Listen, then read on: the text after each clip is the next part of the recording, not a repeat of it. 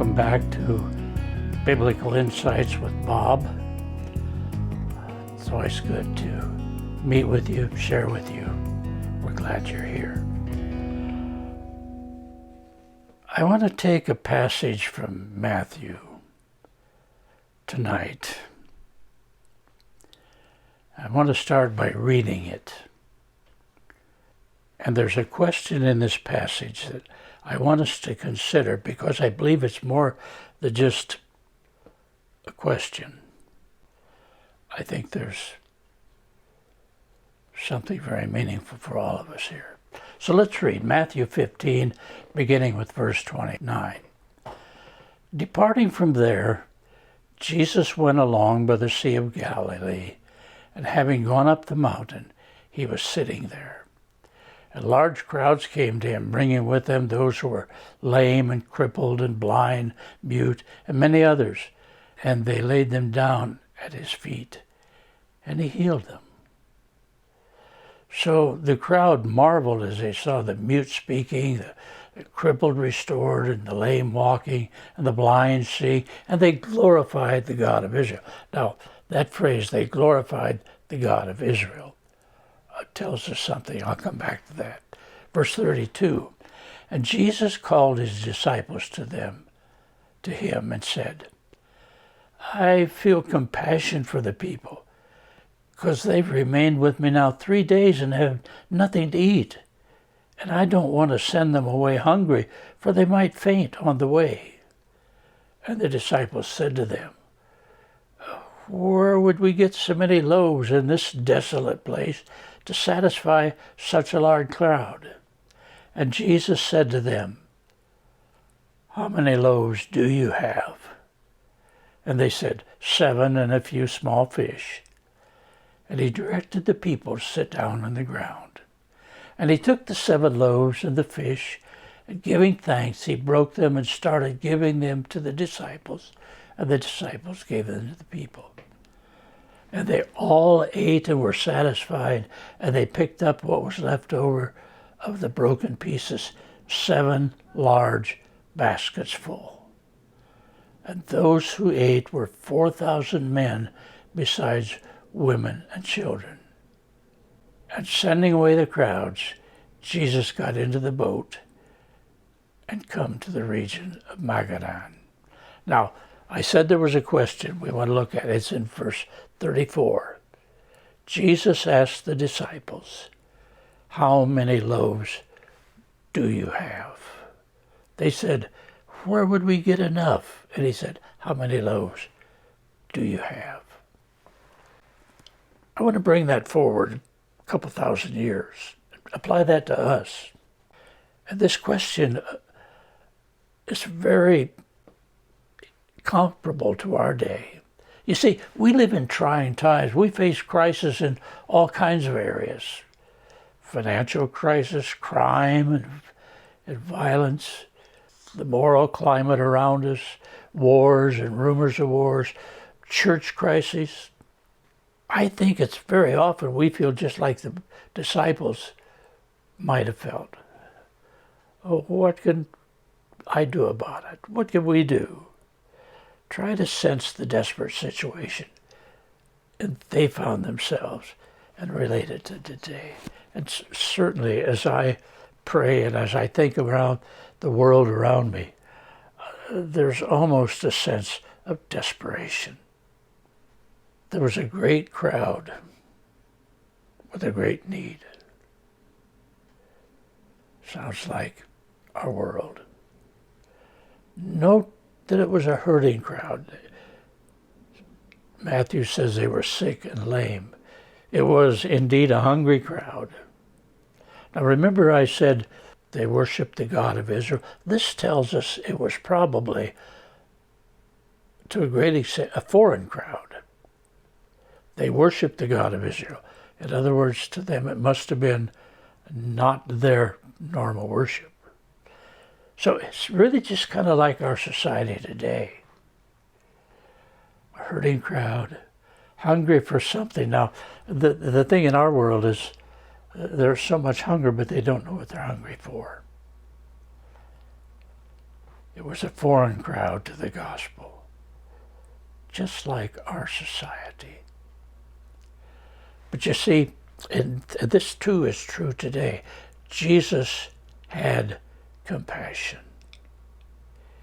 He said, I don't want them to go, I don't want to send them away hungry. There was a possibility on their way to find something, they would faint because of the hungry. Jesus had compassion.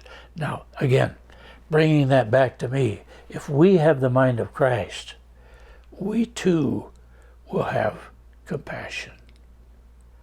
Oh, it's so easy just to look away or leave it to the government or this agency or that agency.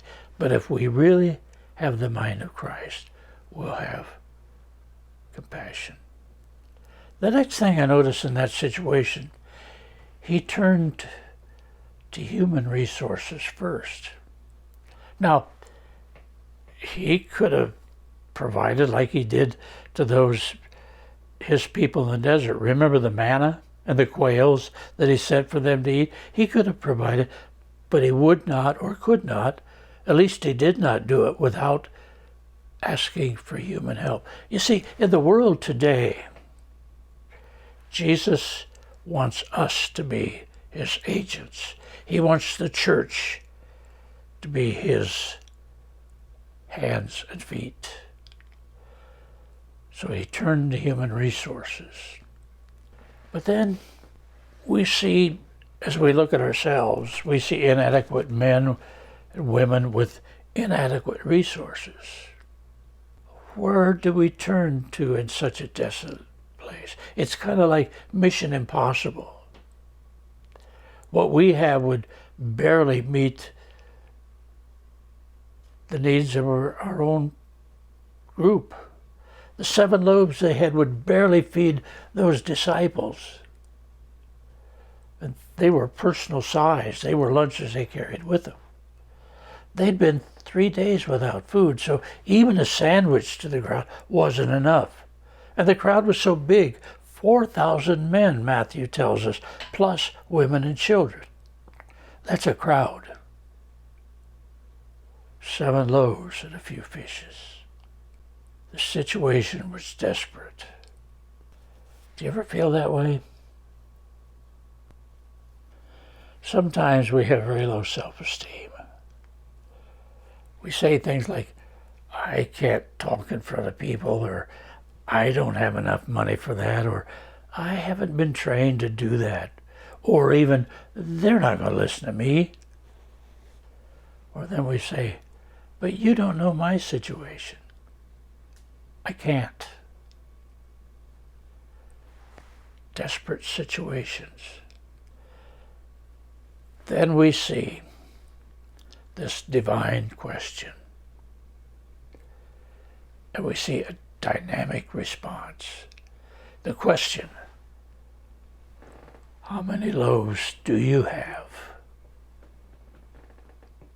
Now you notice he took the resources that were available. He took all the resources, not half or a half a loaf or not a couple of fish. He took them all. You see, he always does. We have to surrender everything to him if we're going to see the miracle. It's so important. Are we surrendered totally? Are we holding back? The next thing I noticed, he involved them in the miracle. He blessed it and gave it to them, and they passed them out. You see, the needs of everybody was miraculously met when the resources were surrendered to him. Do you want to see a miracle? Place all of our resources at his disposal. Maybe the reason we see so few miracles today is that there are so few surrendered resources. Think about that. Finally, we see God's adequacy demonstrated. They didn't have the adequate resource, but we see God's adequacy.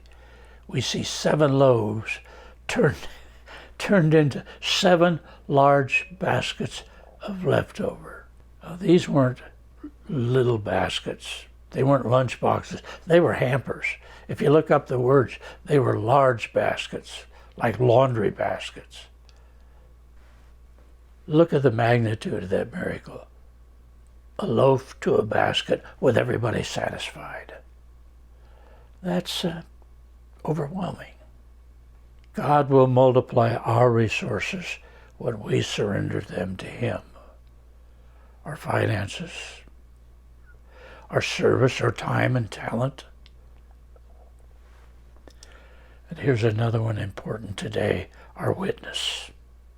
No, not all of us are evangelists. We don't have to pinpoint and buttonhole, but all of us are witnesses. That's what Jesus said at the end of Matthew. Ye shall be my witnesses.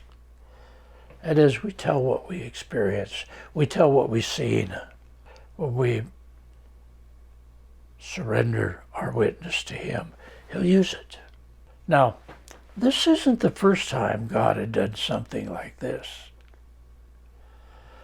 Look in the Old Testament at Moses at the burning bush. Remember what God said to him? What is that in your hand? And Moses had a staff, and he said, throw it down. And it turned into a serpent. And God said, pick it up by the tail, which would have been very frightening. And Moses did it, and it turned back into a staff. What is that in your hand? He said to Moses. Or think about Elijah and the widow. When he asked her to use the meal and the oil that was left, which was very little, and she surrendered it willingly, and they became miraculously replenished every time she used them. God is in the business of providing when we surrender. So, what does this all mean to us? When the situation is desperate, what do? In a financial crisis, even as many churches might be, how many loaves do we have? Facing an assignment for Him that's too tough, how many loaves do you have? Or, I'm too old, what can I do? How many loaves do you have? I remember driving down the road when we lived in Mount Prospect, Illinois. That was a place I received my call to preach, by the way. But the church we were attending at the time was small and very limited in resources. And I was driving down the road, listening to the Moody Bible Station, and there was a youth pastor telling of the exciting youth program in their church, and I was wishing that my teenagers could take advantage of such programs, but our church didn't have the resources. I think I was even thinking about changing churches when it seemed like the Lord spoke to me, just as if He were sitting at the passenger seat, and said to me, what are you doing in your church to change things for the better? What are you doing where you are to change things for the better? And as I think about that, the question, how many loaves do you have, comes to my mind. What are we doing? May not be enough, but with God's blessings and God's provision, miracles can happen when we surrender to Him. You see, we can never tell how many baskets we'll have when everything is said and done when we give Him all the resources we do have. So that question rings across 2,000 years to you and me in whatever our desperate situation. How many loaves do I have? Do you have? Let's give them to him. Let's let him multiply. Let's let him do the miracles. Thanks again for joining us. It's been great sharing.